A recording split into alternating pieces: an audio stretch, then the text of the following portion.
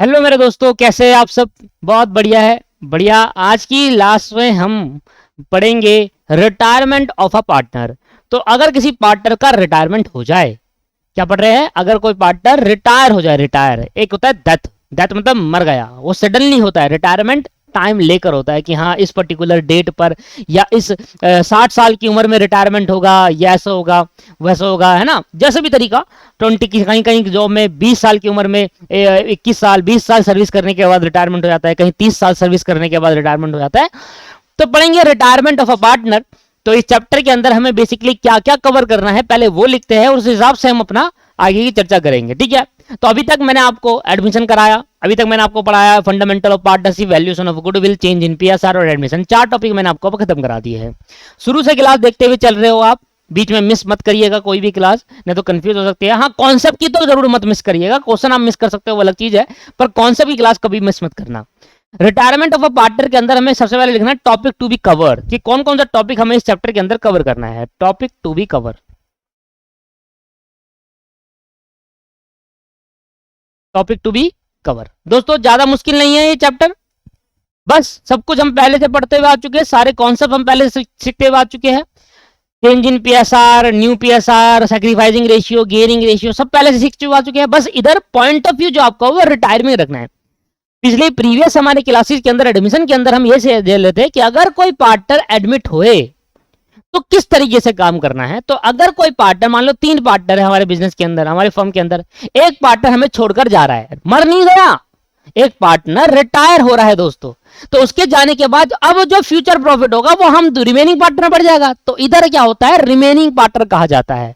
वहां क्या कहते थे, ओल्ड पार्टनर, उसके आने से पहले वाले पार्टनर। यहां क्या कहेंगे, रिमेनिंग पार्टनर, बच गए जो, एक के जाने से जो बच जाएंगे उसके पार्टनर। समझ में आ रहा है। बस पॉइंट ऑफ व्यू थोड़ा सा अलग रखिएगा आप। चलो, तो सबसे पहले हमें सीखना है meaning, meaning of retirement of a partner, meaning of retirement of a partner. Meaning सीखने के बाद हमें सीखना है calculation of new profit sharing ratio. भाई जब नया पार्टनर, एक पार्टनर जो पहले से बिजनेस के अंदर है, अब कोई नया पार्टनर एडमिट नहीं होगा। अब क्या होगा, जो पार्टनर मान लो पहले से 3 पार्टनर है या 4 पार्टनर, उसमें से एक जा रहा है, जो जा रहा है, जो जा रहा है दोस्तों, उसके बाद जो बच जाएंगे उनका न्यू प्रॉफिट शेयरिंग रेशियो निकालेगा। क्योंकि अगर कोई रिटायरमेंट होता है तभी भी रिकॉन्स्टिट्यूशन होता है, और जब जब रिकॉन्स्टिट्यूशन होता है तब तक प्रॉफिट शेयरिंग रेशियो चेंज होता है ना। Calculation of new profit sharing ratio and sacrificing, चलो आगे निकालेंगे, इसको अलग टॉपिक बना देते हैं। तीसरा टॉपिक में लिखेंगे calculation of sacrificing and gaining ratio.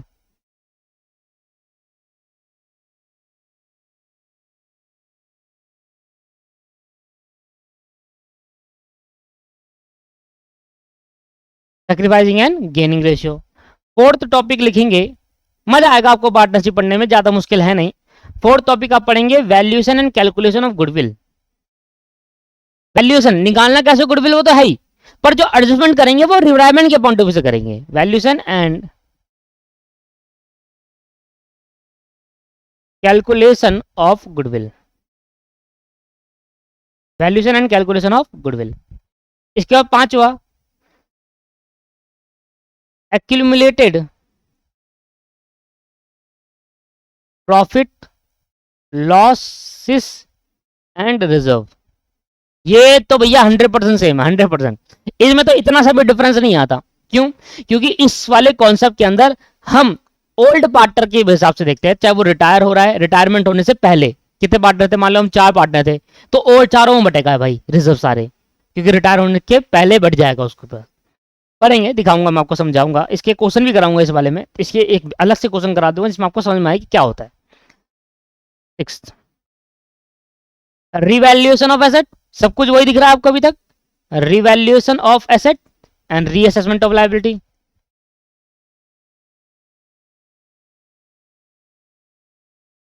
Revaluation of asset and reassessment of liability. ठीक है जी, ठीक है। सातवां, बस 2 चीज यहां पर नहीं है, एक है कंप्यूटेशन, जो कि आपने कभी नहीं पढ़ा पहले, ये पहले सब पढ़ चुके हो आप पहले से। हाँ, बस इनका आप पॉइंट ऑफ व्यू हम चेंज कर रहे हैं। Computation, computation of amount due to retiring partner, computation of amount due to retiring partner, computation of amount due to retiring partner. आठवां, एक और है नई चीज, method of payment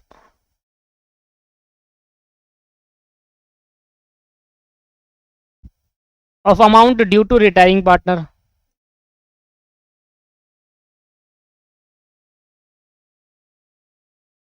method of payment of amount due to retiring partner. और एक last, adjustment of capital. एक last दोस्तों, एडजस्टमेंट ऑफ कैपिटल।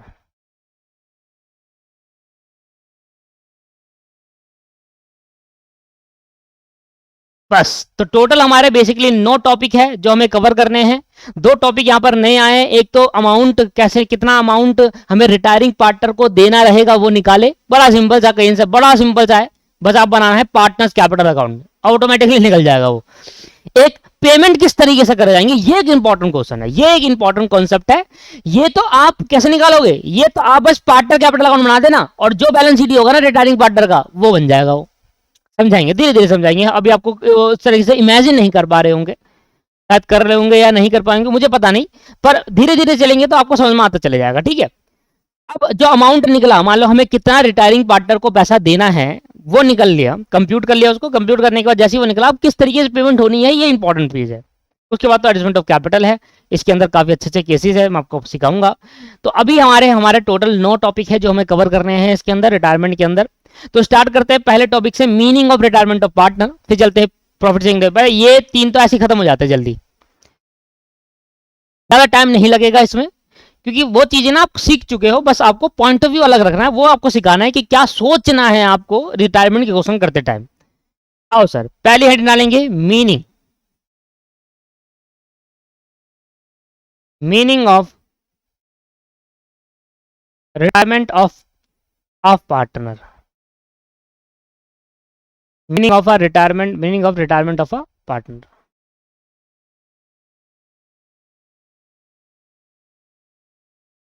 मैं लिख लेता हूं पहले नोट्स, फिर आपको क्लियरली समझाता हूं इस बारे में। ठीक है, देखिए दोस्त, सामने देखिए, रिटायरमेंट का मैंने मतलब लिख दिया आपके लिए, टाइम लगता है इसलिए मैंने लिख दिया है। आप वीडियो को पोस्ट करिए यहाँ पर और जल्दी से ये 3 पॉइंट जल्दी से लिखिए, फिर मैं समझाता हूँ आपको क्या ये 3 पॉइंट है। ठीक है, जल्दी से लिखेंगे वीडियो पॉज करके, और ये 3 पॉइंट सामने जल्दी से लिखेंगे। ठीक है, चलो आ जाओ। तो रिटायरमेंट ऑफ अ पार्टनर का मतलब क्या होता है दोस्तों, जब भी कोई पार्टनर, जब भी कोई पार्टनर अपनी पार्टनर की डेजिग्नेशन छोड़ता है, सीजेस, सीजेस मतलब क्या होता है, स्टॉप कर देना। सीजेस मतलब क्या होता है दोस्त, स्टॉप कर देना। ये रहा, सीजेस मतलब क्या होता है, स्टॉप कर देना। तो लिखना क्या रहा है, retirement of a partner means, तो रिटायरमेंट ऑफ अ पार्टनर का मतलब है द रिटायरिंग पार्टनर, जो पार्टनर रिटायर हो रहा है वो अपने पार्टनर्स की डेजिग्नेशन को स्टॉप कर रहा है कि भाई अब मैं आगे पार्टनर्स में कंटिन्यू नहीं करना चाहता, मैं जा रहा हूं छोड़कर। उस पार्टनर को क्या कहेंगे, रिटायरिंग पार्टनर कहेंगे। सिंपल सी बात है यार, कोई भी पार्टनर अगर अपने पार्टनर डेजिग्नेशन छोड़ रहा है, वो आगे कह रहा है कि अब मैं आगे पार्टनर नहीं बनना चाहता, या मैं आगे एज अ पार्टनर कंटिन्यू नहीं करना चाहता, मैं छोड़ रहा हूं जी फर्म को और मैं जा रहा हूं। वो क्या क्या रीजन होंगे जब एक पार्टनर रिटायर होगा, वो बाद में पढ़ेंगे। जब कोई पार्टनर रिटायर होता है तो हम मान के चलते हैं उसने अपनी पार्टनर डेजिग्नेशन छोड़ दी है, बट इसका मतलब ये नहीं है कि फर्म भी रिटायर हो जाएगी, फर्म बंद हो जाएगी, फर्म चलती रहेगी दोस्तों। तो पहली पॉइंट में आप ये समझिए, किसी भी पार्टनर का रिटायरमेंट होने का मतलब ये होता है कि वो अपने एज अ पार्टनर के डेजिग्नेशन छोड़ रहा है, वो पार्टनरशिप स्टॉप कर रहा है। वो फर्म जो है वो नहीं मरती किसी पार्टनर के जाने से, ना किसी पार्टनर के आने से मरती है। फर्म हमेशा चलती रहेगी, जितने पार्टनर रिमेनिंग थे उतने पार्टनर में रहेगा। मान लो 2 पार्टनर है, 2, समझना, 2 नहीं, एग्जाम्पल समझिए। पहला एग्जाम्पल, मान लो ए, बी और सी 3 पार्टनर है। बी पार्टनर रिटायर हो रहा है। अब इसके रिटायर होने के बाद क्या है, ये आगे आगे कंटिन्यूइंग करेगा। अब जो दोस्तों रिमेनिंग पार्टनर बच गए, अब फर्म को चलाएंगे, इनको क्या बोलेंगे, रिमेनिंग पार्टनर। तो अगर ए बी सी 3 पार्टनर है और उसमें से एक पार्टनर रिटायर हो रहा है, तो जो रिमेनिंग पार्टनर है वो रिमेनिंग पार्टनर आगे फर्म को कंटिन्यू करेंगे। फर्म नहीं मरती, फर्म चलती रहती है, कोई पार्टनर आए जाए मर जाए उसको लेना देने नहीं है, फर्म हमेशा चलती रहेगी। बट सोचो अब इस केस की जगह ये होता तो केस होता है कि भाई पार्टनर हमारे पास ए और पार्टनर हमारे पास 2 है बी, और इस केस के अंदर अगर बी का रिटायरमेंट हो जाता, अगर इस केस के अंदर बी रिटायर हो जाता, तो बताओ क्या फर्म चलती रहती किसी एक पार्टनर की वजह से? नहीं। फर्म को पार्टनरशिप फर्म हम तभी कहेंगे जब 2 या 2 से ज्यादा पार्टनर होंगे। तो मान लो अगर 2 ही पार्टनर है किसी फर्म के अंदर और एक पार्टनर रिटायर हो रहा है, तो क्या एक पार्टनर से फर्म चलेगी? नहीं चलेगी, उसको एक पार्टनर या तो लेकर आना होगा या उसको फर्म को बंद करना होगा। किसी पार्टनर के रिटायरमेंट होने से फर्म बंद हो सकती है? हाँ हो सकती है, जब उस फर्म के अंदर 2 पार्टनर हो और एक पार्टनर रिटायर हो रहा हो, तो एक पार्टनर बच गया और एक पार्टनर से कभी पार्टनरशिप फर्म नहीं होती। पार्टनरशिप फर्म होने के लिए कम से कम 2 पार्टनर चाहिए, एक तो रिटायर हो गया, या तो वो अपने बच्चे को लेकर आए, भाई जो रिटायरमेंट है बी अपने बेटे को लेकर रखेगा कि भाई अब आज के बाद ये हमारा पार्टनर बन जाएगा, मेरी तरफ से ये काम करेगा, या कोई नया पार्टनर लेकर आओ कोई भी, तभी फर्म चलेगी। अगर एक पार्टनर बच गया तो फर्म ऑटोमेटिकली डिसॉल्व हो जाएगी। तो वो लाइन जो कह रहा है, पहली लाइन में लिखा हुआ है कि रिटायरिंग ऑफ पार्टनर का मतलब होता है जब भी कोई रिटायरिंग पार्टनर, जब भी कोई पार्टनर अपनी पार्टनर की डेजिग्नेशन को स्टॉप कर देता है, आगे वो एज अ पार्टनर कंटिन्यू नहीं करना चाहता, तो उसको कहते हैं रिटायरिंग ऑफ अ पार्टनर। और इससे फर्म जो रिमेनिंग पार्टनर बच जाते हैं वो फर्म कंटिन्यू रखते हैं, और रिमेनिंग पार्टनर जो बच जाते हैं फर्म कंटिन्यू रखते हैं, फर्म चलती रहती है, फर्म कभी बंद नहीं होती। पर एक ऐसा केस है जहां पर फर्म बंद हो सकती है, कब? कि जब 2 पार्टनर हो और दोनों पार्टनर में से एक पार्टनर रिटायर हो जाओ और नया पार्टनर कोई अपॉइंट नहीं हो पा रहा, तो अब इस केस के अंदर फर्म को बंद करो भैया, और वो जो पार्टनर है वो सोल प्रोप्राइटरशिप बनाए अपनी, जो रिमेनिंग पार्टनर बच गया। ये ले रहे नहीं है। दूसरा, दूसरी लाइन में यही लिखा है, it mean the firm continue it business with the remaining partner in according with the new date. Firm क्या करेगा, जो रिमेनिंग पार्टनर बच जाएंगे, मान लो अगर 3 पार्टनर है, एक रिटायर हो रहा था, दो रिमेनिंग पार्टनर बच गए, वो 2 रिमेनिंग पार्टनर फर्म को चलाते रहेंगे और एक नई डीड बनाएंगे अपने हिसाब से, क्योंकि एक तो चले गया, पहले जो डीड थी वो 3 के हिसाब से थी, पहले जो प्रॉफिट शेयरिंग रेशियो था वो 3 के हिसाब से था, अब 2 के हिसाब से बनाया जाएगा। क्लियर है या नहीं है? क्लियर है। तो ये न्यू डीड बनाई जाएगी और फर्म को कंटिन्यू रखते जाएंगे। बट एक केस कैसा है, एक केस ऐसा है जब 2 ही पार्टनर हो और एक पार्टनर रिटायर हो जाता है, तो उस केस के अंदर एक पार्टनर बच जाता है, या तो आप नया अपॉइंट कर लो, अगर आप नया अपॉइंट नहीं कर पा रहे या नहीं हो पा रहा, तो यही पार्टनरशिप फर्म को डिसॉल्व कर दो भैया। एक पार्टनर से कोई पार्टनरशिप फर्म नहीं कहलाती, वो सोल प्रोप्राइटरशिप होती है। क्लियर है या नहीं है? क्लियर है। आओ जरा मैं आपको समझाता हूं कि क्या क्या ऐसे रीजन होते हैं जिनकी वजह से एक पार्टनर रिटायर होता है। तो मान लो दोस्तों, राम और मोहन, राम, सोहन और मोहन 3 पार्टनर थे एक फर्म में। एक फर्म में 3 पार्टनर थे, राम, मोहन, सोहन। राम, सोहन, मोहन 3 पार्टनर थे।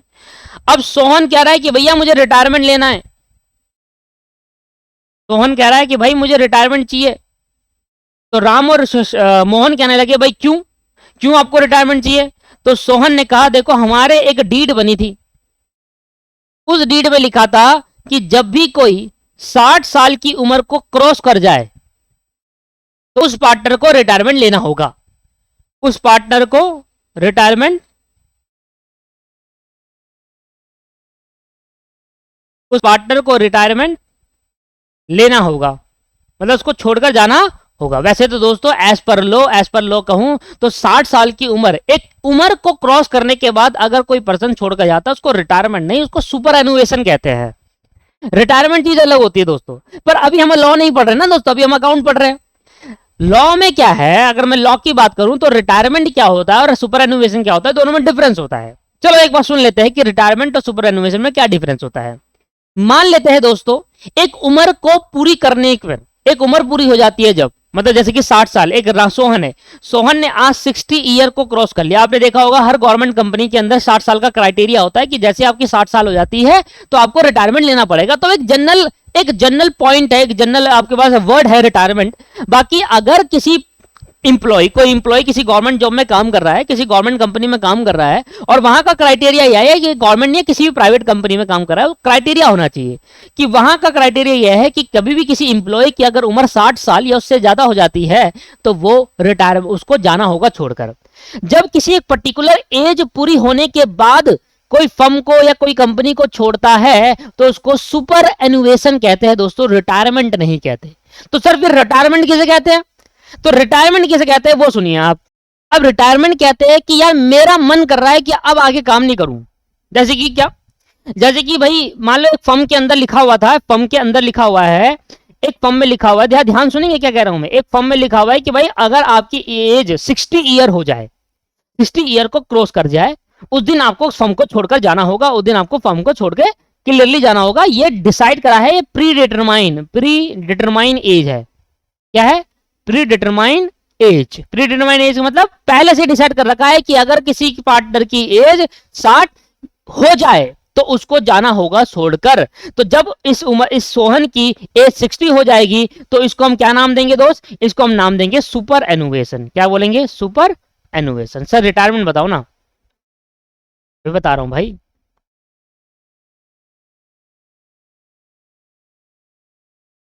सुपर एनुवेशन। तो उसको क्या नाम देंगे? तो अगर मैं कहूं सोहन की एज 60 ईयर हो गई तो सोहन 60 ईयर हो गया और प्री डिटरमाइन एज क्या थी? 60। तो मतलब अगर किसी पार्टनर की एज 60 हो जाती है तो उसको सम को छोड़कर जाना होगा। तो सोहन जो छोड़कर जा रहा है वो ड्यू टू सुपर एनुवेशन हो रहा है। मतलब एक तरीके से आप रिटायरमेंट कहते हैं, जनरली वर्ड है इसका। बट बेसिकली रिटायरमेंट क्या होता है भाई? सोहन कह रहा है कि भाई मेरा अभी 60 साल नहीं हुए पर मैं बहुत काम कर चुका, मेरा मन नहीं है, बहुत पैसा कमा चुका मैं, अब मैं अपनी बाकी का टाइम अपनी फैमिली के साथ बिताना चाहता हूं।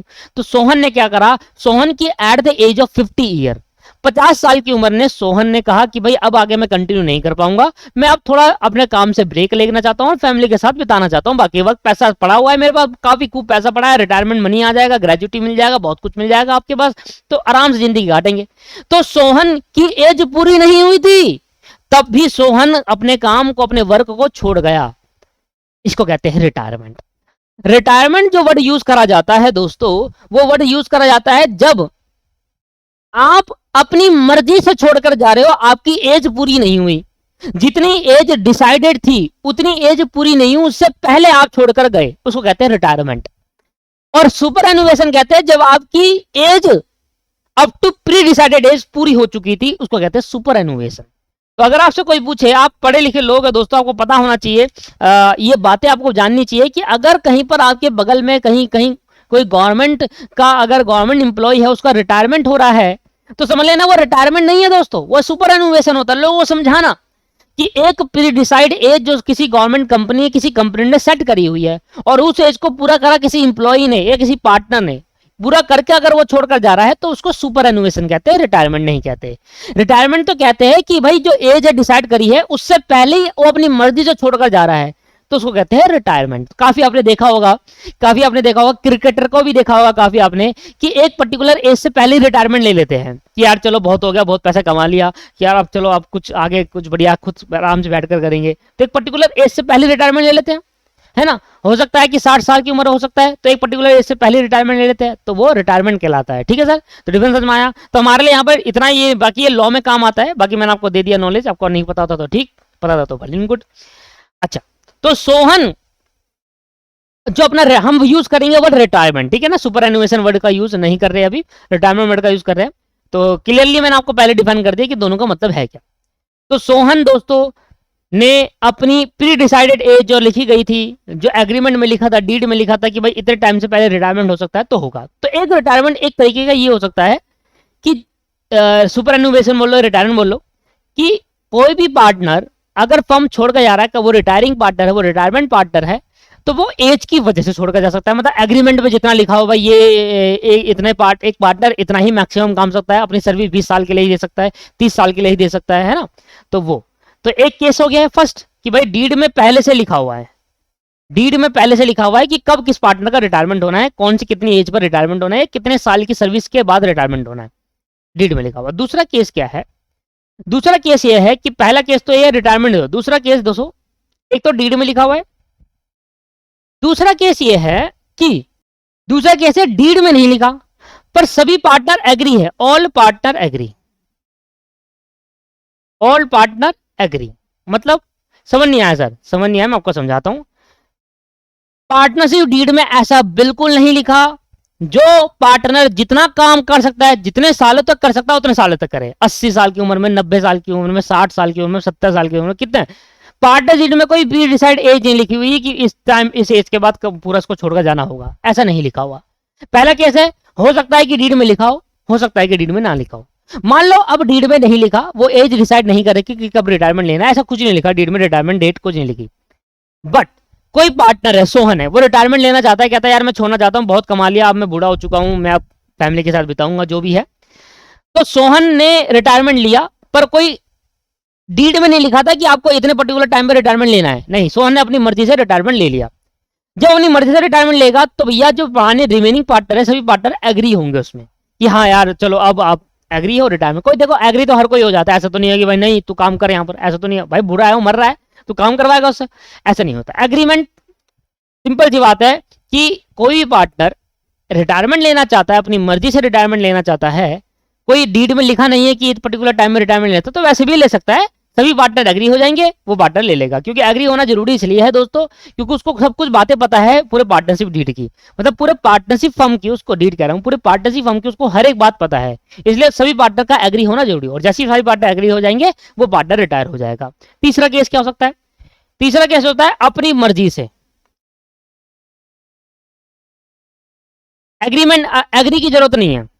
मान लो भाई, मान लो एक इंसान है, बहुत बूढ़ा हो गया, वो 60-70 साल उम्र हो गई उसकी, 70 साल उम्र हो गई, वो कह रहा है नहीं अब मैं नहीं काम करूंगा, बहुत काम कर लिया, मैं जा रहा हूँ। पार्टनर डिसएग्री हो रहे हैं, पार्टनर कह रहा है भाई ऐसे कैसे जा रहा है तू काम कर, वो कह रहा है भाई देखो नहीं है इच्छा, नहीं हो पाएगा काम में से, मैं नहीं कर पा रहा हूँ, प्रेशर माइंड पे ज्यादा आ रहा है, अब मैं घर पे थोड़ा आराम करना चाहता हूँ, बहुत सारे साल कमा ले, 35-40 साल दे दिया अपनी सर्विस के यहाँ पर।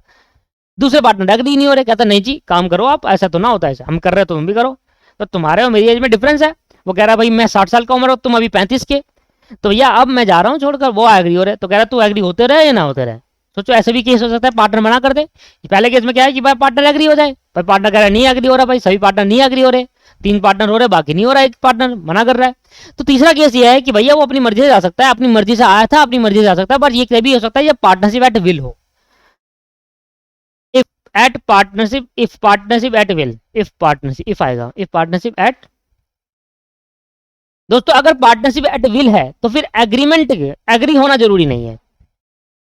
इफ पार्टनरशिप एट विल है, एग्री होना तब जरूरी है जब पर्टिकुलर पार्टनरशिप हो। याद है ना क्या होता है पर्टिकुलर पार्टनरशिप? Joint venture.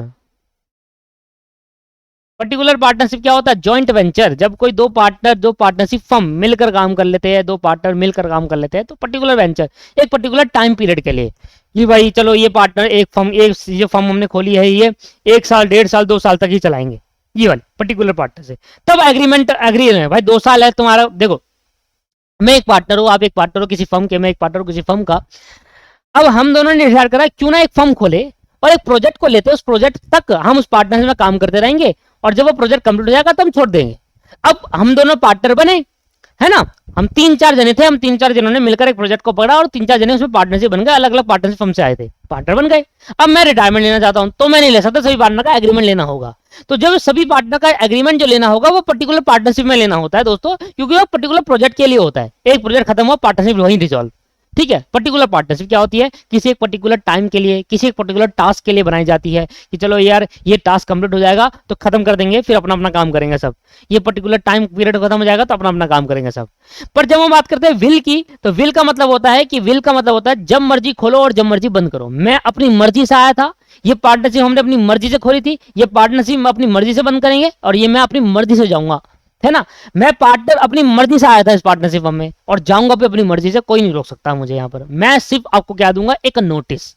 मैं आपको क्या दूंगा? एक रिटर्न नोटिस दे दूंगा कि भैया मैं जा रहा हूं, ये लो मेरा रिटर्न नोटिस, बस। तो ये बात समझिए, समझिए कि किस किस केस के अंदर पार्टनरशिप का रिटायरमेंट ले सकता है। एक तो डीड में लिखा हो तब, अपनी मर्जी से भी ले सकता है। मर्जी 2 चीज की हो सकती है। अगर वो पर्टिकुलर पार्टनरशिप है तो सभी पार्टनर का एग्री होना जरूरी है, क्योंकि एक पर्टिकुलर टास्क के लिए होता है ना, वैसे भी लिमिटेड टाइम के लिए होता है पर्टिकुलर पार्टनरशिप। एक पर्टिकुलर पार्टनरशिप क्या होती है? लिमिटेड टाइम के लिए होते हैं। एक काम, एक प्रोजेक्ट लिया गया, रोड बनाने का प्रोजेक्ट लिया, कह रहा है ये रोड बन जाएगी, पार्टनरशिप खत्म कर देंगे। 3-4 मिले, जिन्हें मिले, रोड बनाए, पार्टनरशिप खत्म। तो रोड बनाने से पहले वो कह रहा है रिटायरमेंट लूंगा, तो भैया सभी पार्टनर एग्री होने चाहिए उसके लिए, ठीक है। दूसरा, अगर वो पार्टनरशिप एट विल है, मतलब जब मर्जी खोली थी जब मर्जी बंद करेंगे वाली पार्टनरशिप है, तो उस केस के अंदर पार्टनर जब मर्जी आ सकता है, किसी का एग्री होना जरूरी नहीं है, किसी पार्टनर का एग्री होना जरूरी नहीं है। वो एक रिटर्न नोटिस देगा, कह रहा मैं जा रहा हूं तो जा रहा हूं, अगले दिन छुट्टी घर पहुंच जाएगा वो, ठीक है सर। तो इस तरीके से आपके पास 3 ऐसे केसेस होता है जब पार्टनर रिटायरमेंट लेना चाहता है। तो partner may retire from the firm, last वाली लाइन पढ़ना, a partner may retire from the firm if there is a agreement, कोई एग्रीमेंट बना हो टू दैट इफेक्ट। वही एग्रीमेंट कौन सा, कि एज वाला, कि भाई इतनी एज के बाद आपको जाना होगा। If all partner agree, all partner agree होंगे, कब होंगे, in case of particular partnership. Particular partnership क्या होती है दोस्तों, ऐसी पार्टनरशिप जो एक लिमिटेड टाइम के लिए होता है, एक टास्क को पूरा करने के लिए कब बनाई जाती है। ये पार्टनरशिप एट विल, अगर पार्टनरशिप एट विल है, बस एक नोटिस देना है आपको कि भैया मैं छोड़कर जा रहा हूं, बस खत्म कहानी, हो जाएगा पार्टनर रिटायर, ठीक है सर। क्लियर है, मीनिंग समझ में आया, मीनिंग समझ में आ गया पार्टनरशिप का। आगे चलो, अब हम पढ़ रहे हैं लाइबिलिटी। एक कॉन्सेप्ट होता है छोटा सा, liability of the retiring partner. अगर कोई पार्टनर रिटायर हो रहा है, उसकी वो किसके लिए लाइबल है, रिटायरिंग, उसकी लाइबिलिटी क्या क्या, कब तक रहेगी, कब खत्म होगी, कब क्या होगा। Retiring partner, liability of the retiring partner, अच्छा कॉन्सेप्ट है, एमसीक्यू वगैरह में छोटा बेसिक क्वेश्चन में पूछ सकता है आपसे, पढ़ेंगे। तो दोस्तों दो तरीके की लाइबिलिटी रहती है, एक लाइबिलिटी रिटायरमेंट होने से पहले, एक लाइबिलिटी रिटायरमेंट होने के बाद। तो लिखना liability for the act, liability for the act before retirement, liability for the act before retirement. क्या मतलब हो सर इसका, समझा रहे हैं, मतलब समझा रहे हैं आपको।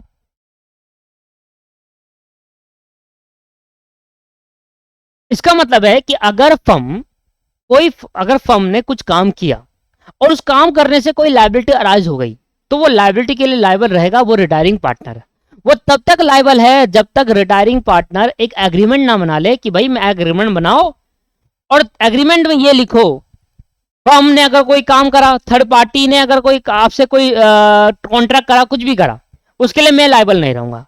तो क्या कहता है, liability for the act before, act मतलब एक्ट कौन, एक्ट मतलब काम का करना,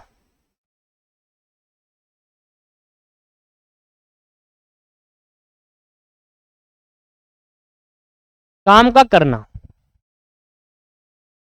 एक्ट मतलब क्या होता है, काम का करना, और कौन करेगा काम, फर्म। फर्म, ये एक्ट की बात जो लिखी है वो फर्म द्वारा कर। अगर मान लो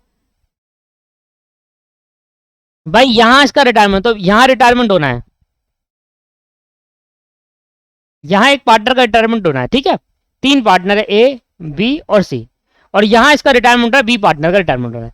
तो इससे पहले बिफोर रिटायरमेंट से पहले वो हर एक चीज के लिए क्या होगा, लायबल रहेगा। कौन लायबल रहेगा, बी पार्टनर लायबल रहेगा। और ये लायबिलिटी कब खत्म होगी, ये जो लायबिलिटी है डिस्चार्ज होगी, डिस्चार्ज होगी लायबिलिटी, डिस्चार्ज ऑफ लायबिलिटी।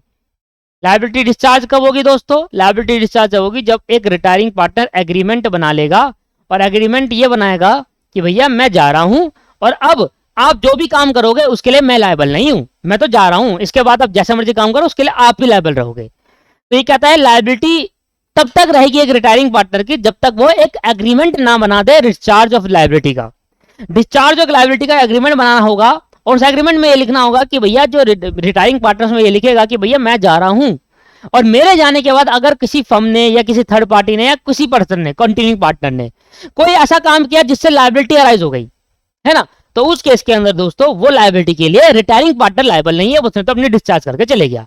और जब तक डिस्चार्ज नहीं करा तब तक वो लायबल रहेगा फर्म के काम करने के लिए, कंटिन्यूइंग पार्टनर के काम करने के लिए। मान लो अभी रिटायरमेंट आप एक, हम 2 और एक और पर्सन है सी, ए बी, 3 पार्टनर है A B C, B partner retire हो रहा है, तो ए और सी अभी काम कर रहे हैं, रिटायरिंग का थोड़ा प्रोसेस लग रहा है, वो रिटायरमेंट हो रहा है, उसका प्रोसेसिंग चल रहा है। ए और सी ने कुछ ऐसा काम कर दिया इससे लायबिलिटी अराइज होगी। अब जो लायबिलिटी अराइज हुई वो लायबिलिटी के लिए बी भी लायबल हो जाएगा। बी तब तक लायबल है जब तक वो रिटायर ना हो जाए और वो एक एग्रीमेंट ना बना ले लायबिलिटी ऑफ डिस्चार्जमेंट का। कि भाई चलो मेरी लायबिलिटी डिस्चार्ज करो, एक एग्रीमेंट बनाओ। वो एग्रीमेंट बनाएगा थर्ड पार्टी के साथ, वो एग्रीमेंट बनाएगा फर्म के साथ, वो एग्रीमेंट बनाएगा कंटिन्यूइंग पार्टनर के साथ। एक तीनों को मिलाकर एक ही एग्रीमेंट में तीनों का नाम लिख देगा, भाई देखो मैं जा रहा हूँ फर्म को छोड़कर, खत्म कहानी। अब मेरी इसके ऊपर मेरी फर्म जो भी काम करे, थर्ड पार्टी कितना ही पैसा दे फर्म को, थर्ड पार्टी मतलब कोई बाहर वाली पार्टी अगर फर्म को पैसा दे रही है और फर्म उसको वापसी नहीं लौटाए, तो लायबिलिटी है फर्म के ऊपर। तो वो लायबिलिटी के लिए नया जो रिटायरिंग पार्टनर है वो लायबल नहीं है। ठीक है सर, ये हो गया। एक होता है लायबिलिटी फॉर एक्ट बिफोर था ना रिटायरमेंट, पर रिटायरमेंट अभी हुआ नहीं तो इसलिए तो लायबल है ही। जब रिटायरमेंट होगा तभी तो लायबिलिटी डिस्चार्ज करेगा।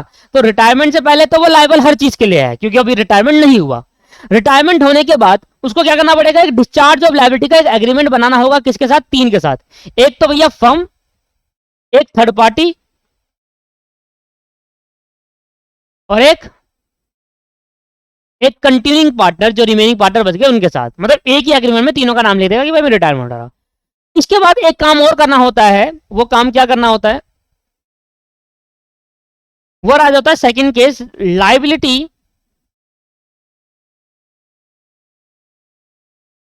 क्या लिखा था? Liability for the act, liability for the act after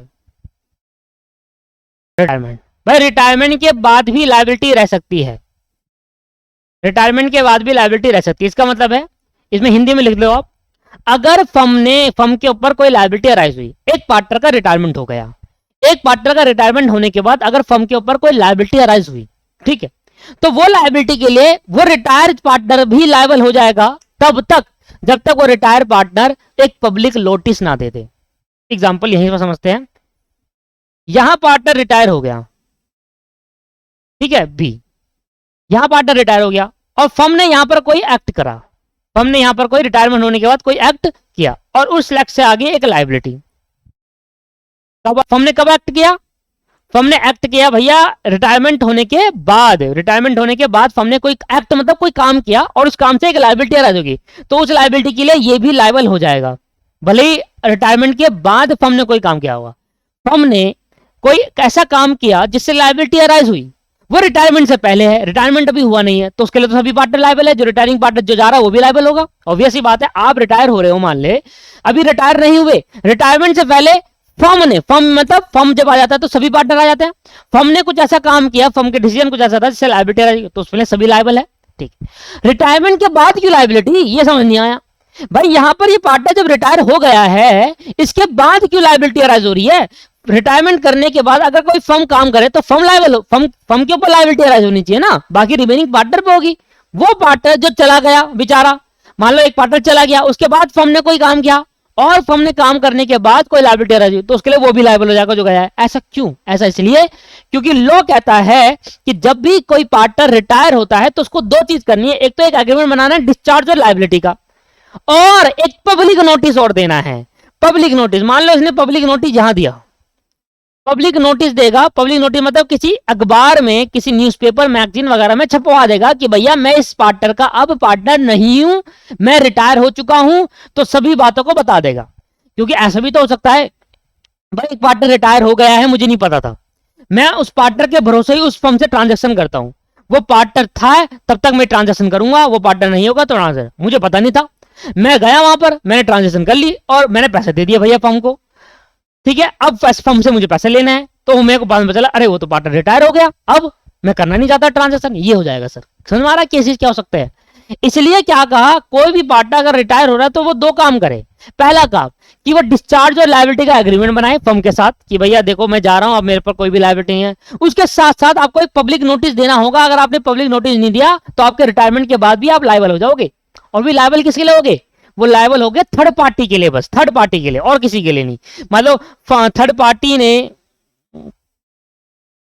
हमको पैसे दिए, थर्ड पार्टी ने फर्म ने कोई अपने काम किया, थर्ड पार्टी लोन लिया, फिर लायबिलिटी अराइज होगी, फिर तो फर्म ही बियर है। पर थर्ड पार्टी ने फर्म को पैसे दिए, फंड पैसे दिए, और उस पैसे अभी फर्म ने लौटाने हैं, तो उसको फिर भी लौटाना पड़ेगा जब तक पब्लिक नोटिस नहीं देगा। क्योंकि पब्लिक नोटिस देने से ये होता है कि सभी लोगों को, बाहर के लोगों को पता चल जाए कि भाई अब ये बी पार्टनर यहाँ का रिटायर हो चुका है, चले गया है। अब किसी कोई भी ट्रांजेक्शन करनी है तो सोच समझ के करिएगा, जो रिमेनिंग पार्टनर उनसे आपकी ट्रांजेक्शन होगी। एक पब्लिक नोटिस देने का फायदा ये होता है। ठीक है, तो पब्लिक नोटिस आपको देना पड़ेगा। तो कोई भी पार्टनर रिटायर होगा तो उसको दो काम करना होगा, एक तो agreement of discharge of liability का एग्रीमेंट बनाना होगा और एक पब्लिक नोटिस देना होगा, जिससे लोगों को पता चले कि ये पार्टनर अब यहाँ का रिटायर हो चुका है, अब ये रहा नहीं है। तो अब जो भी ट्रांजेक्शन आप करोगे रिमेनिंग पार्टनर के साथ करोगे। ठीक है सर, समझ में आ गया। अगर पब्लिक नोटिस नहीं दिया रिटायरिंग पार्टनर ने तो वो लायबल है थर्ड पार्टी के लिए। अगर फर्म कोई ऐसा काम करे, किसी दूसरी पार्टी से लोन ले ले, तो वो उसको भी चुकाना पड़ेगा जब तक पब्लिक नोटिस नहीं देगा। इसलिए क्या होता है, जब भी कोई पार्टनर रिटायर होता है ना, हकीकत बता रहा हूं, प्रैक्टिकली में क्या होता है, जब भी कोई पार्टनर रिटायर होता है तो एग्रीमेंट तो बनता ही बनता है, हाथ के हाथ पब्लिक नोटिस भी इशू कर देते हैं। पब्लिक नोटिस मतलब किसी भी न्यूज़पेपर अखबार वगैरह में छाप देते हैं कि हाँ पार्टनर रिटायर हो गया, उसके बाद झंझट खत्म, उसके बाद करते रहो तुम जो काम करना है। क्लियर है या नहीं है, समझ में आया? ठीक है सर, ये क्लियर हो गया। आओ सर, तो हमारा पहला केस तो खत्म हो गया टॉपिक टू बी कवर में। फर्स्ट पार्ट हमने कवर कर लिया, क्योंकि ये भी जरूरी था दोस्तों, है ना, ये चीज भी जरूरी होती है। तो ये हमारा कंप्लीट हो गया है, डन। अब हम चले अपना सेकंड पार्ट में, जिसको हम निकालेंगे calculation of new profit sharing ratio.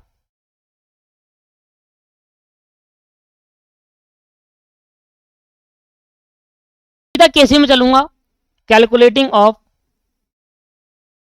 New profit sharing ratio. अब आपको न्यू प्रॉफिट शेयरिंग रेशियो नया नया तो नहीं लग रहा होगा, है ना, समझ में आता होगा क्या है न्यू प्रॉफिट शेयरिंग रेशियो, क्या होता है न्यू प्रॉफिट शेयरिंग रेशियो, क्या होता है ना। चलो तो केसेस पे चलते हैं सीधा, इसलिए मैं केसेस पकड़ रहा हूँ डायरेक्टली, क्योंकि मुझे पता है कि जो न्यू पीएसआर आपको चीजें मैं ऑलरेडी डिस्कस कर चुका कि what is the meaning of new PSR, what is the meaning of sacrificing ratio, gaining ratio, what is the meaning of goodwill, what is the meaning of valuation, what is the meaning of adjustment of revaluation of asset and reassessment of liability. ये meaning तो बता चुका ना, अब सीधा case में चलते हैं। ठीक है, तो केस नंबर 1 कह रहे हैं, केस नंबर 1 देखना, बहुत अच्छे केस है इसके अंदर। हम क्या निकाल रहे हैं, हम निकाल रहे हैं नया प्रॉफिट शेयरिंग रेशियो। पहले समझो नया प्रॉफिट शेयरिंग रेशियो हम क्यों निकाल रहे हैं। जब भी कोई पार्टनर था, मान लो एक फर्म के अंदर 3 पार्टनर थे, अभी तक जो प्रॉफिट कमा रही थी फर्म वो 3 पार्टनर में बढ़ता था। एक पार्टनर रिटायर हो रहा है तो अब कितने बच गए, 2। तो अब फ्यूचर में जो प्रॉफिट कमाएगी वो 2 पार्टनर में बटेगा, पर किस रेशियो में बटेगा ये तो पता नहीं। दोबारा से एग्जाम्पल समझिए, एग्जाम्पल ये समझिए कि न्यू पीएसआर निकालने का पर्पस क्यों है भाई। ए बी सी इनका था 1:1 का रेशियो, ठीक है। अब बी पार्टनर बेचारा रिटायर हो गया, तो अभी तक ये प्रॉफिट 3 हिस्सों में बढ़ता था, 1:1 के। अब बी पार्टनर के रिटायर होने के बाद कितने पार्टनर बच गए, ए और सी।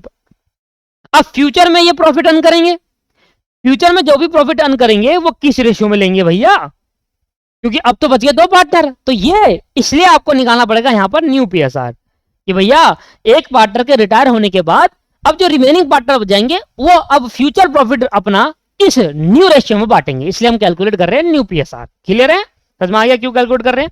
केस नंबर 1 पे चलते हैं, और सबसे सिंपल केस लगता है मुझे। सबसे मुश्किल केस है न्यू पीएसआर कैलकुलेट करने का, सबसे मुश्किल केस है सिर्फ एडमिशन वाला। मतलब यहाँ तो छोटू मोटू बात ही है। देखना पहला case, when one partner retire, when one partner retire, जब एक पार्टनर रिटायर हो रहा है, when one partner retire and new profit sharing ratio of remaining partner is not given. अरे वही तो निकालना है, तो गिवन कैसे होगा, इज नॉट गिवन। क्या कह रहा है, एक पार्टनर रिटायर हुआ और जो रिमेनिंग पार्टनर बच गया उसका न्यू पीएसआर क्वेश्चन के अंदर गिवन नहीं है, नहीं है ना गिवन, कोई बात नहीं। तो कैसे निकालेंगे, और सबसे सिंपल केस अभी तक का पूरी बुक का सबसे सिंपल केस है ये। एग्जांपल,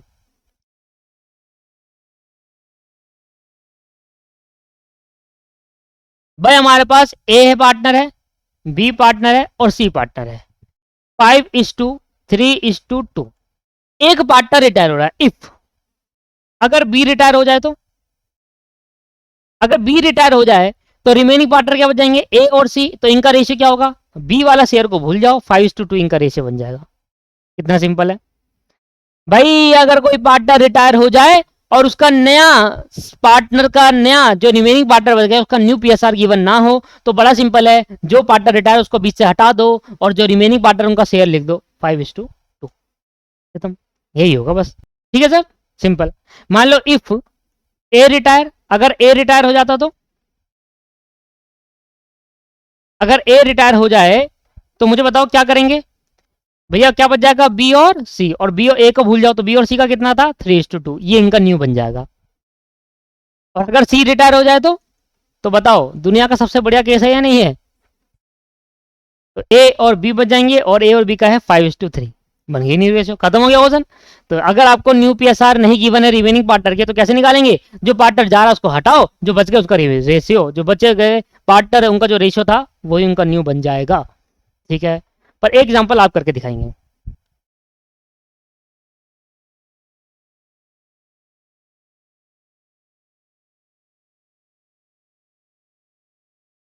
ए बी और सी तीन पार्टनर है, इनका दे रखा है 1/2,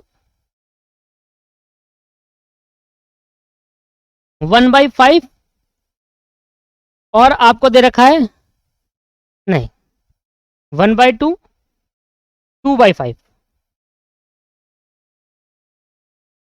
और 1/10, 2/5 और 1/10। आप मुझे बताओ इफ बी रिटायर, तीनों केस बताओ सर, जल्दी से करके दिखा, तीनों केस में बताओ क्या क्या न्यू रेशियो होगी।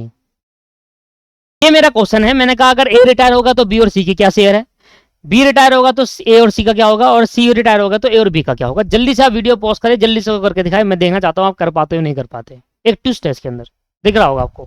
ठीक है, तो सबसे पहले हमें इस केस के अंदर करना था, सबसे पहले बेस सेम करना था, क्योंकि अभी जब बेस ही सेम नहीं है तो हम कैसे फाइंड आउट करेंगे कौन सा किसका है। तो कभी भी अगर ऐसा केस आ जाए और आपको नीचे का बेस अलग अलग दे रखा है तो रेशियो कहाँ है, फिर इसको रेशियो में कन्वर्ट करते हैं पहले। तो रेशियो में कन्वर्ट करने के लिए क्या करना पड़ेगा, ए बी सी, तो 1/2 तो 10 बना देते हैं, तो 5 से मल्टीप्लाई 5 से डिवाइड रेशियो, 2/5 तो 10 बनाने के लिए 2 से मल्टीप्लाई 2 से डिवाइड, और 1/10 तो 1/10 ही रहेगा, ये ऑलरेडी 10 है। तो 5 1 जा 5, तो 5 2 जा 10, 2 2 जा 4, 5 2 जा 10 और 1/10, नीचे बेस सेम हो गया। और जैसे ही बेस सेम हुआ तो ए टू बी टू सी बन गई रेशियो 5 4 1, और ये बन गई न्यू रेशियो। बस इतना से पहले ये करना था इसमें सॉल्व, उसके बाद आपको आता ही है। ए रिटायर होगा तो, अगर ए रिटायर हुआ तो न्यू रेशियो क्या होगी, बी और सी की बन जाएगी 4:1। इफ बी रिटायर हो गया तो न्यू रेशियो क्या बन जाएगी, ए और सी जो बच गए उनकी न्यू रेशियो बनेगी 5:1। और इफ सी रिटायर हो गया तो न्यू रेशियो क्या बन जाएगी, A/B, वो 5:4। क्लियर है, समझ में आ गया। तो कभी भी आपको अगर रेशियो गिवन है और उसका बेस सेम नहीं है, वो रेशियो फॉर्म में नहीं है, तो पहले उसको रेशियो फॉर्म में कन्वर्ट करना है और उसके बाद आपको सिंपली ये केस लगा देना है। क्लियर है या नहीं है? केस नंबर 1 समझ में आ गया। जब आपको पुराने पार्टनर का शेयर नहीं गिवन था, सिंपल केस था, जब आपको पुराने पार्टनर का ओल्ड शेयर गिवन था और जो पार्टनर रिटायर है वो पता है बस, और कुछ नहीं पता, तो उस केस के अंदर केस नंबर 1 लगेगा। केस नंबर 2 पे आ जाइए, 2 ही केस है बस। सबसे खास बात तो यही है रिटायरमेंट चैप्टर की, इसके अंदर केसेस बहुत है, एडमिशन में तो बहुत सारे थे। देखना, व्हेन द रिमेनिंग पार्टनर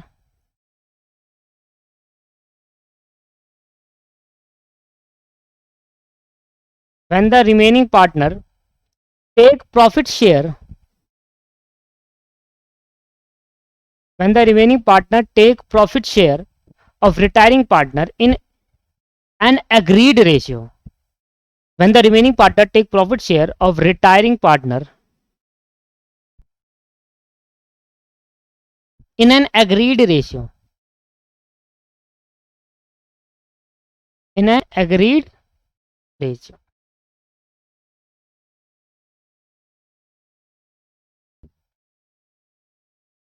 तो जब भी कोई रिमेनिंग पार्टनर रिटायरिंग पार्टनर का शेयर लेता है और बता रहा है कितना शेयर ले रहा है, अब मेरी बात समझिए, आप मेरी बात समझना ध्यान से, बात सुनो, अब मेरी बात सुनो कि मान लो 3 पार्टनर है, ए बी और सी, 3 पार्टनर है, 5:3:2 का रेशियो है। बी पार्टनर रिटायर हो रहा है, अच्छा बी का शेयर कितना था, 3/10, तो अपने 3/10 हिस्सा छोड़ रहा है।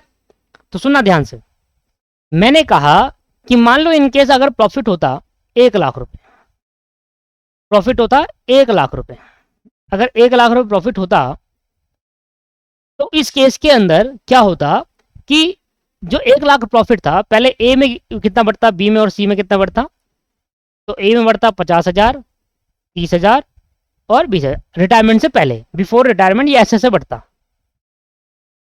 आफ्टर की बात करेंगे तो आफ्टर रिटायरमेंट आपको पता है शेयर कितना होता, शेयर होता भाई ए और सी का, तो ए और सी बचते, ए और सी का शेयर है 5:2, तो यही प्रॉफिट फिर ए में और सी में बढ़ता। जब ए और सी में बढ़ता तो आप ये देखिए कि 1,00,000 का डिवाइड बाय 7 मल्टीप्लाई बाय 5, यह आ गया 71,428 और डिवाइड बाय 5 मल्टीप्लाई बाय 2, यह आ गया 28,572, ऐसा आता। तो आप अगर ध्यान दो तो जहां पहले ए को 50 मिलते थे आज ए को 71,000 मिल रहे हैं। क्या कर गया, ये गेन कर गया। क्या कर गया, गेन। दूसरा, जहां सी को 20,000 मिलते थे आज उसको 28,000 मिल रहे हैं, तो ये भी क्या कर गया, गेन कर गया। तो जो बी पार्टनर है उसके रिटायरमेंट से, ध्यान ना, बी पार्टनर है उसके रिटायरमेंट से पुराने पार्टनर को सैक्रिफाइस नहीं, गेन होता है। यही रिटायरमेंट और एडमिशन में फर्क होता है। एडमिशन में क्या होता है, जब कोई पार्टनर एडमिट होता है तो पुराना पार्टनर अपना हिस्सा देता है उसको, एडमिटेड पार्टनर को, और उनको सैक्रिफाइस हो रहा होता है। और रिटायरमेंट की केस के अंदर क्या होता है, पहले से 3 पार्टनर है, जब कोई पार्टनर छोड़कर जा रहा होता है तो अपना फ्यूचर शेयर भी तो छोड़कर जाएगा। फ्यूचर में जो कमाएगा, अब पार्टनर कमाएंगे वो अब 2 में बटेगा, 3 में ना बटकर। तो अब जब कोई पार्टनर छोड़कर जा रहा होता है तो पुराने पार्टनर को फायदा हो रहा होता है, वो उसका शेयर एक्वायर कर रहे होते हैं। समझ में आया? ठीक है सर, क्लियर हो गई बात ही नहीं हुई? हाँ जी। तो मैं ये कह रहा हूं कि जब भी कोई पार्टनर रिटायर होता है ना, वो अपना 3/10 हिस्सा है ना वो छोड़ देता है भाई। वो क्या करेगा 3/10 का हिस्सा, वो 3/10 अब हिस्सा कौन ले जा रहा है, वो ए और बी ले जाएगा। और किस रेशियो में, एग्रीगेट रेशियो में। यही समझाना चाह रहा था मैं। जो रिटायरिंग पार्टनर होता है वो अपना हिस्सा छोड़ देता है, छोड़कर जाता है, और वो क्या छोड़कर जाएगा, कुछ नहीं करेगा। वो बस क्या होगा, आने वाले फ्यूचर में जो प्रॉफिट 3 में बढ़ता था वो 2 में बढ़ेगा, ऑटोमेटिकली वो उनका हिस्सा एडजस्ट हो जाएगा। तुम्हारा जैसे 30,000 है तो 50,000 का और 71,428 का डिफरेंस निकालो, तो 71,428 माइनस 50,000, तो डिफरेंस आया 21,428। अब इन दोनों का डिफरेंस निकालो, तो इसका आ रहा है 8,572। इन दोनों को ऐड कर दो, आ रहा है 30,000। देखो, तो जो 30,000 वो छोड़कर गया, वो 30,000 में से 21,428 तो ले गया ए, और 8,572 ले गया बी। 21,428 और 8,572, देखो आ गया ना 30। देखो 30 समझ में आ रहा है? तो मैं समझाना चाहता हूं इस पूरे कॉन्सेप्ट से, ये लिखना नहीं है आपको, मैं समझाना चाहता था कि जब भी कोई रिटायरिंग पार्टनर जाता है, जो जितना उसका शेयर होता है वो शेयर अपना छोड़कर जाता है, और वो शेयर ए और बी ले जाते हैं। और अगर आपको ये नहीं दे रखा कि ए और बी कितना ले जाएंगे, ए और बी, ए और सी, सॉरी, ए और सी कितना हिस्सा उसने एक लिया, ए और सी, मान लो आप ए हो, आप ए ऐसे मानते हैं कि इन केस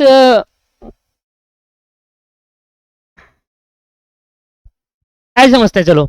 तो मैं कह रहा हूं कि जो बी पार्टनर रिटायर हो रहा है उस केस के अंदर जो ए पार्टनर है और सी पार्टनर है, अगर वो ये ना बताए क्वेश्चन में कि कितना जो बी पार्टनर रिटायर उसका शेयर में से कितना ए ने लिया कितना बी ने लिया, ये ना बताए, तो ए और सी की जो ओल्ड होगी वही न्यू बन जाएगी, वो जो मैंने ऊपर वाला केस बताया।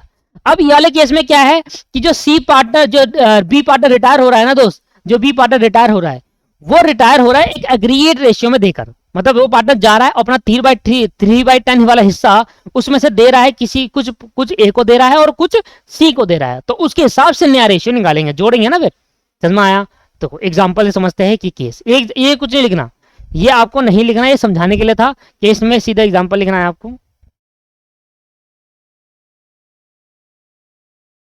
ए बी और सी पार्टनर है, 5:3:2 का इनका रेशियो है।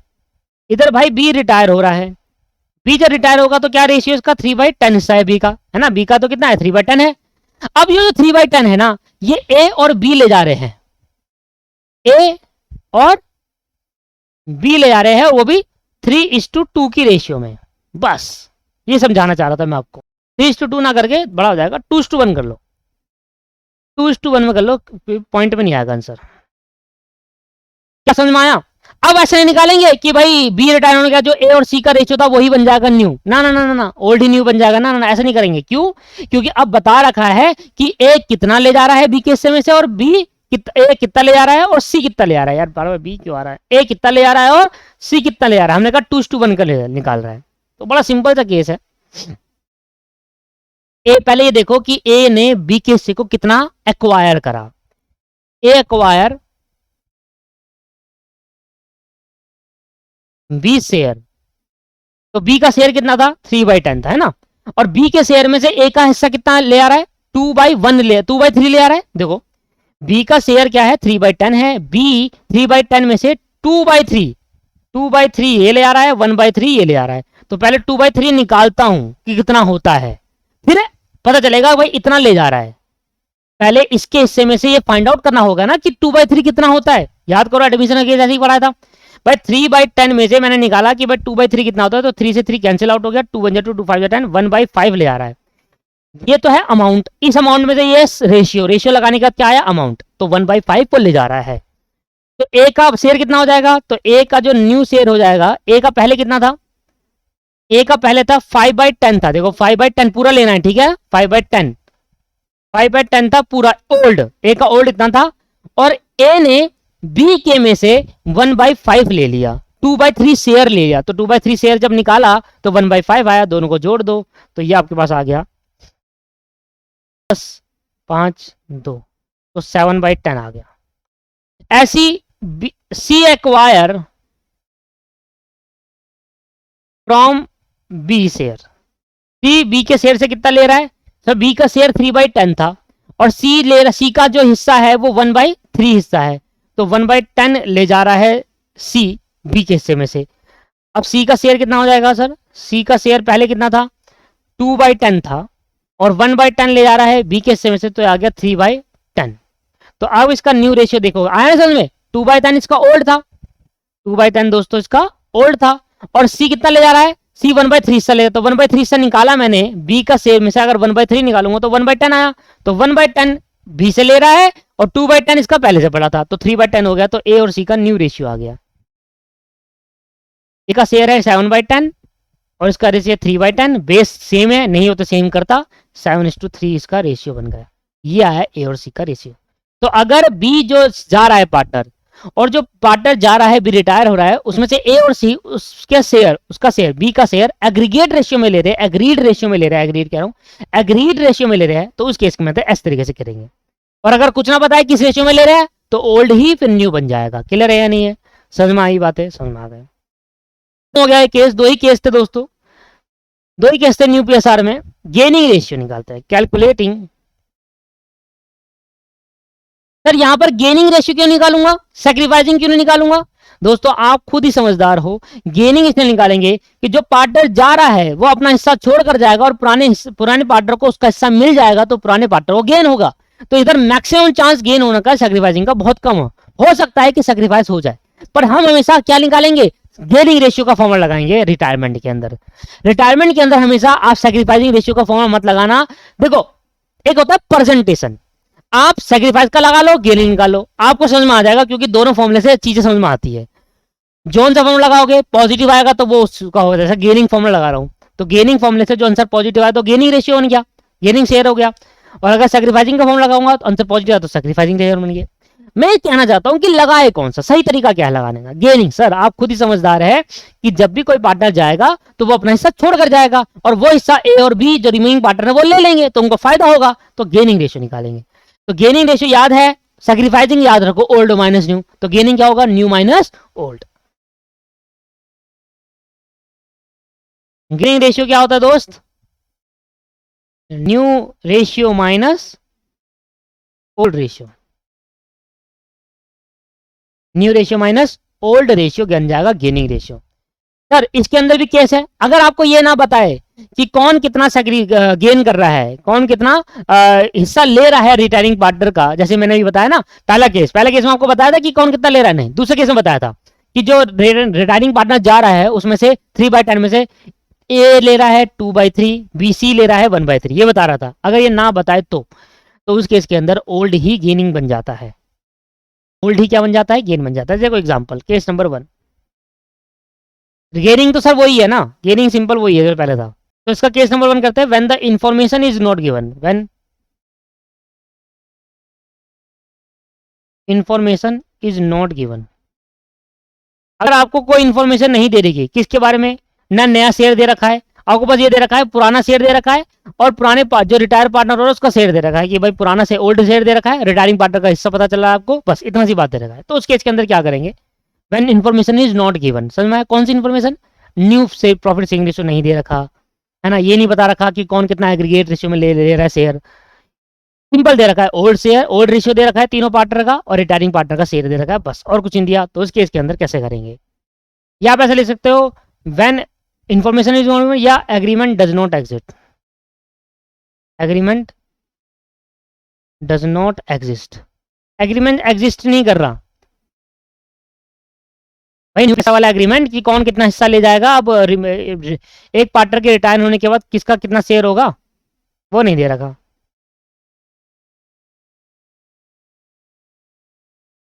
एग्जाम्पल, ए बी और सी तीन पार्टनर है, 5:3:2 इनका रेशियो है। बी यहां पर रिटायर हो रहा है तो बी का शेयर पता चल जाएगा रिटायरिंग, हाँ 3/10 के साथ रिटायर होगा, 3/10। तो अब मुझे बताओ, आपको ये नहीं बता रखा, क्या इन्फॉर्मेशन गिवन नहीं है? इन्फॉर्मेशन क्या गिवन नहीं है? इन्फॉर्मेशन गिवन है न्यू प्रॉफिट शेयरिंग रेशियो नहीं बताया of remaining of A and C, A और सी का नया प्रॉफिट शेयरिंग रेशियो नहीं बताया। तो क्या करेंगे? तो भैया ए और सी ही जो ओल्ड शेयर है वही उनका सेक्रीफाइसिंग बन जाएगा, वही उनका न्यू बन जाएगा। बस न्यू भी ऐसे निकाला थे और सेक्रीफाइस भी यही बन जाएगा दोस्तों, 5:2 ही। ठीक है, और यही क्या बन जाएगा? यही गेनिंग हो जाएगा, ए और सी इतने से गेन करे और यही न्यू बन जाएगा दोस्तों। न्यू भी यही होता है। आप अगर इसको न्यू मानते हो तो न्यू माइनस ओल्ड करके निकाल सकते हो, देखो गेनिंग 5/2 ही आएगा। चेक करके दिखाऊं, देखो मैं आप कह रहा हूं ना कि सर कैसे सर न्यू भी वही गेन वही कैसा आ रहा है, तो मैंने कहा चलो आपको मैंने अभी न्यू रेशियो सिखाया था, ये आपका ओल्ड रेशियो है, ये आप इसको न्यू मान लो। क्या मान लो? न्यू। गेनिंग भूल जाओ। तो आपको पता है गेनिंग कैसे निकालते हैं? हाँ सर ओल्ड माइनस न्यू होता है, तो ओल्ड माइनस न्यू करने में ए निकालेंगे और सी का निकालेंगे। ए का सॉरी न्यू माइनस ओल्ड होता है, न्यू क्या है 5/, ये न्यू मान लो। अभी मैंने आपको सिखाया कि जब आपको कुछ ना बताए तो क्या कर सकते हैं, ओल्ड ही न्यू बन जाता है, और मैं ये कह रहा हूँ ओल्ड ही सैक्रिफाइस भी बन जाता है, वो मैं प्रूव करके दिखा रहा हूँ ओल्ड सैक्रिफाइस कैसे बनेगा। तो जो ओल्ड है वो न्यू बन जाएगा, ये तो आपको क्लियर हो गया ऊपर वाली चीज में। ठीक है, तो ये न्यू है तो 5/7 ही हो जाएगा, और ओल्ड आपके पास क्या है 5/10, 5/10। ये आपके पास 2/7 हो जाएगा, और ये आपके पास है 2/10। निकालो सर, ये आ जाएगा 70 है ना, ये आ जाएगा 50, 35, 20, 7×7=14, नहीं 20 minus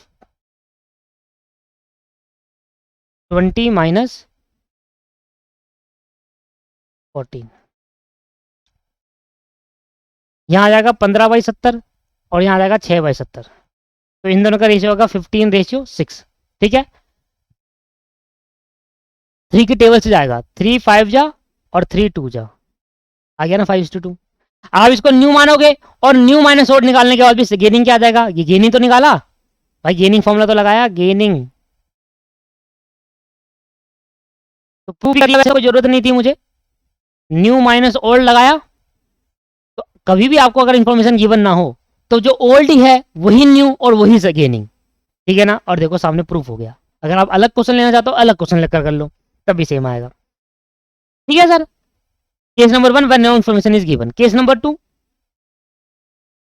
when new profit sharing ratio is given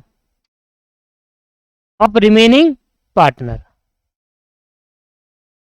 जब न्यू पीएसआर रिमेनिंग पार्टनर का गिवन होगा तब दोस्तों आपको न्यू शेयर दे रखा है, क्या न्यू दे रखा है, ओल्ड आपको गिवन होगा ही क्वेश्चन के अंदर। भाई देखो एग्जांपल, यार ये तो सबसे सिंपल केस है भाई, आपको क्वेश्चन के अंदर ओल्ड गिवन है, न्यू आपको गिवन होगा। देखो कह रहा हूं ए बी और सी, 5:3:2, 3 रिटायर हो रहा है 2/10 शेयर के साथ, और ए और बी का नया शेयर गिवन है 1:1। ये न्यू गिवन है, आपको अलग से दे रहा हूं न्यू, और ये ओल्ड आपको गिवन है। ओल्ड तो यही है, ये नहीं कि आप ओल्ड लेकर चलोगे ए और सी का ही, ये गलती मत करना। बस ये चीज समझाने के लिए ही आपको सिखा रहा हूं कि जब ओल्ड लोगे ना तो तीनों का ही लेना। ओल्ड में तो तीनों ही थे ना, न्यू में 2 थे तो न्यू में 2 के साथ लेना, ओल्ड में तीनों। बच्चे क्या करते हैं कि ओल्ड में ए और सी का ही लेके चलते हैं कि ए और सी 5:2 5/7 कर देते हैं। ओल्ड में तो भाई तीनों ही लेना। ठीक है, तो new minus old gaining ratio होता है, gaining ratio is equal to new minus old. तो 5/, तो ए आपके पास क्या आ जाएगा 5/, ओल्ड ए, न्यू न्यू न्यू न्यू 1/2 है, 1/2, और ये आ जाएगा 5/10। ठीक है, पूरा लेकर चलना है। ओल्ड में 3 पार्टनर थे ना, तो ओल्ड रेशियो की जब बात करें तो ये देखो ओल्ड में थे कितने, तो उतना ही लेकर चलो। और जब न्यू रेशियो की बात करें तो न्यू में कितने थे वो देखो। ठीक है, तो ये जाएगा 20, ये जाएगा 10, ये जाएगा 10, ये जाएगा 0, बी, बी का भी हाफ है, और ये आएगा 3/10, 20, 10 और ये 6, 10/10, ठीक है, यह जाएगा 4/20। तो जो सैग्री गेन कर रहा है वो यही कर रहा है दोस्तों, गेन यही कर रहा है, और ये नो गेन, ना गेन कर रहा है ना सैग्रीफाई, क्योंकि इसका नील आ गया आंसर। ठीक है, खत्म। जब आपको न्यू पीएसआर दे रखा है, ओल्ड आपको पता है, तो न्यू माइनस ओल्ड निकाल दो भाई। ठीक है, ओल्ड माइनस न्यू कर देना, वो सैक्रिफाइस हो जाएगा, गलत करना है। रिटायरमेंट में हमेशा गेनिंग का पॉइंट ऑफ व्यू से रखते हैं। खत्म हो गया। एक लास्ट केस और है, इसके बाद गेनिंग रेशियो खत्म। कुछ भी तो नहीं था भाई, न्यू पीएसआर केसेस तो सीखने हैं कि भाई कैसे कैसे केस के अंदर न्यू पीएसआर निकालेंगे, और रिटायरमेंट में तो सबसे सिंपल होता है लास्ट केस। वैसे लास्ट केस ना कुछ है नहीं, क्यों, रीजन बताता हूँ। लास्ट केस में बस ये है कि अगर मान लो कोई पुराना पार्टनर, मान लो ये वाला केस होता, यही लास्ट केस है ये वाला, ये वाला, यही हमारा केस नंबर 3 है, यही हमारा केस नंबर 3 है दोस्तों। कैसे कि भाई अगर कोई रिमेनिंग पार्टनर, जो रिमेनिंग पार्टनर है उसका एग्रीगेट शेयर ले रहा है, एग्रीड रेशियो में शेयर ले रहा है, तो उसके बाद आप न्यू निकालोगे, न्यू के बाद फिर न्यू माइनस ओल्ड करके गेन निकालोगे। यही आपका लास्ट केस, उसमें तो अलग से कराने का कोई फायदा नहीं है। मैं यही सेम चीज नीचे लिखूं, उसके बाद मैं एक एग्जांपल सेट करूं ये, फिर उसके बाद मैं बताऊं कि भाई जो पार्टनर जा रहा है वो 3 इतने रेशियो के साथ ले जा रहा है, फिर आप निकालोगे न्यू। और जब आपको न्यू ही निकालना है तो न्यू के लिए आपको सिखा दो दिया, और जैसे ही आपका न्यू आया तो न्यू माइनस ओल्ड करके आपने से गेनिंग निकाल लिया। तो गेनिंग रेशियो में तो ही केस है, या तो कोई इन्फॉर्मेशन गिवन नहीं है तो ओल्ड गेन बन जाएगा, ये तो मैंने एडमिशन में भी सिखाया था। और अगर आपको न्यू गिवन है तो न्यू अगर पहले से गिवन है तो आप देखो, ये मैं एक चार्ट बना दूं गेनिंग रेशियो का। पहला केस, नो इंफॉर्मेशन गिवन, जब कोई इंफॉर्मेशन गिवन नहीं होगी, और जब इंफॉर्मेशन गिवन होगी। ठीक है, जब कोई इंफॉर्मेशन गिवन नहीं होगी तो ओल्ड ही गेन और वही न्यू, और जो इंफॉर्मेशन गिवन होगी तो 2 इंफॉर्मेशन गिवन हो सकती है, या तो न्यू पीएसआर गिवन होगा क्वेश्चन के अंदर, या new PSR not given, new PSR not given. अगर गिवन हुआ, जब न्यू पीएसआर गिवन हुआ तो क्या करेंगे, न्यू माइनस ओल्ड करके निकालेंगे। और अगर न्यू पीएसआर गिवन नहीं होगा तो न्यू पीएसआर गिवन निकालेंगे, पहले न्यू पीएसआर निकालेंगे, इसकी हिंट दे रखी होगी निकालेंगे, फिर न्यू माइनस ओल्ड कर देंगे। बस यही होते 3 केस, यही एडमिशन में भी थे भाई। या तो इन्फॉर्मेशन गिवन ही तो ओल्ड गेनिंग बन जाएगा, इन्फॉर्मेशन गिवन है क्या हो सकती है, इन्फॉर्मेशन ये गिवन है कि कितने स्पेसिफिक रेशियो में ले जा रहा है, या पूरा पूरा न्यू रेशियो दे रखा है। अगर पूरा पूरा न्यू रेशियो दे रखा है पहले से ही तो सीधा न्यू माइनस ओल्ड कर दो। अगर हिंट दे रही है न्यू रेशियो निकालने के, पहले न्यू निकाल लो, फिर न्यू माइनस ओल्ड करके गेनिंग निकाल लो। क्या क्लियर हुआ या नहीं हुआ बताओ सर। कुछ भी नहीं था। जब आप एडमिशन पढ़ के आते हो ना, तो एडमिशन इतना बड़ा होता है, जब आप एडमिशन पढ़ के आते हो तो ये चीजें आपको छोटी ही लगती है दोस्तों। लो भाई, आज मैंने आपको 3 बड़े बड़े टॉपिक करा दिए, अच्छे अच्छे टॉपिक करा दिए, मतलब बेसिक टॉपिक करा दिया। आपको ये टॉपिक बहुत आसान लगे होंगे इस वजह से, क्योंकि आप एडमिशन में बहुत ज्यादा डिटेल में चेंज इन पीएसआर सीख कर आए हो। तो मेरा ये डन हो गया, मेरा ये डन हो गया। अगली क्लास में मैं गुडविल खत्म करा दूंगा, ये डन हो जाएगा। अगली क्लास में इसके भी क्वेश्चन हो तो ये भी करा दूंगा, बहुत जल्दी खत्म कर देंगे रिटायरमेंट।